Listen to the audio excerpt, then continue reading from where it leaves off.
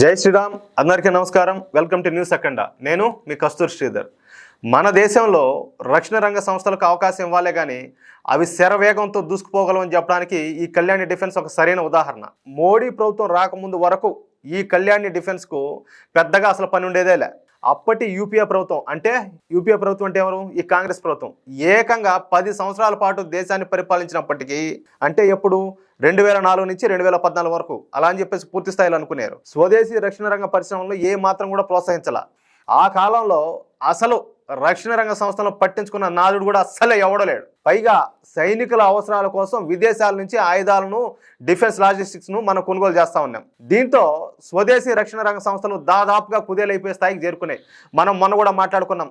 ఈ Agusta Westland కేసులో 3600 కోట్లతో ప్రత్యేకమైన హెలికాప్టర్లు కొనుగోలు చేస్తే దాంట్లో 600 కోట్ల అవినీతికి పాల్పడింది ఈ కాంగ్రెస్ ప్రభుత్వం. కానీ ఎప్పుడైతే నరేంద్ర మోడీ ప్రధానిగా ప్రమాణ స్వీకారం చేశారో, అంటే ఇప్పుడు 2014లో, ఇక అప్పటి నుండి స్వదేశీ రక్షణ రంగ సంస్థలు దూసుకుపోవడం ప్రారంభించాయి. ఈ రక్షణ రంగ సంస్థలకు ప్రధాని మోడీ ఫ్రీ హ్యాండ్ ఇచ్చినాడు.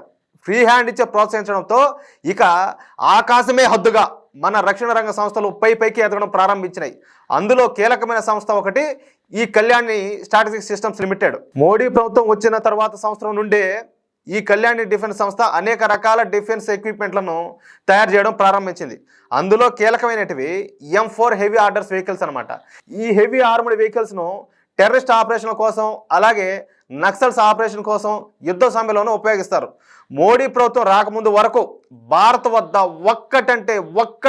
ఒక్క హెవీ ఆర్మడ్ వెహికల్ కూడా ఉండేది కాదు. దీంతో తీవ్రవాద ఆపరేషన్ సమయంలోనూ, అలాగే నక్సల్స్ ఆపరేషన్ సమయంలోనూ పెద్ద సంఖ్యలో భారతీయ సైనికులు అయితే మృత్యువాత పడుతూ ఉండేవాళ్ళు.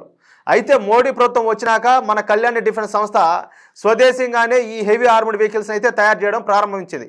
ఇక కేంద్ర ప్రభుత్వం భారత సైనికుల కోసం, కేంద్ర బలగాల కోసం వందల సంఖ్యలో ఈ M4 ఆర్మడ్ వెహికల్స్ను కొనుగోలు చేయడం ప్రారంభించింది.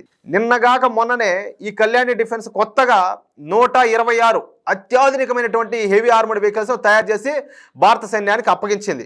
అంతేకాకుండా మోడీ ప్రభుత్వం చొరవతో గత 2 సంవత్సరాల నుండి కళ్యాణి డిఫెన్స్ ఇతర దేశాలకు కూడా ఇక్కడ తయారైనటువంటి ఆత్మనిర్భర్ భారత్లో భాగంగా తయారైనటువంటి ఆర్మడ్ వెహికల్స్ ను ఎగుమతి చేయడం ప్రారంభించింది. దీంతో మొన్నటి వరకు సంవత్సరానికి 100 M4 హెవీ ఆర్మడ్ వెహికల్స్ తయారు చేస్తున్న ఈ సంస్థ ఇక నుండి నెలకు 30 వెహికల్స్ ను తయారు చేయనుంది. అంటే అప్పుడు 30 వెహికల్స్ అంటే ఎన్ని అవుతాయి? అప్పటికి సంవత్సరానికి 360 వెహికల్స్ అవుతాయి.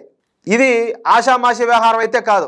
కేవలం ఈ ఆర్మడ్ వెహికల్సే కాకుండా ఈ సంస్థ మౌంటైన్ గన్స్, అంటే కొండల మీద, గుట్టల మీద ఉపయోగిస్తారు కదా, అలాంటి గన్స్, ఆర్టిలరీ గన్స్, ఇతర డిఫెన్స్ ఎక్విప్మెంట్లు కూడా తయారు చేస్తుండడం ఇక్కడ విశేషం. చూడండి, మన సంస్థలకు కొంచెం సపోర్ట్ చేస్తే ఏ విధంగా దూసుకుపోతాయో చెప్పడానికి ఇది ఒక ఉదాహరణ.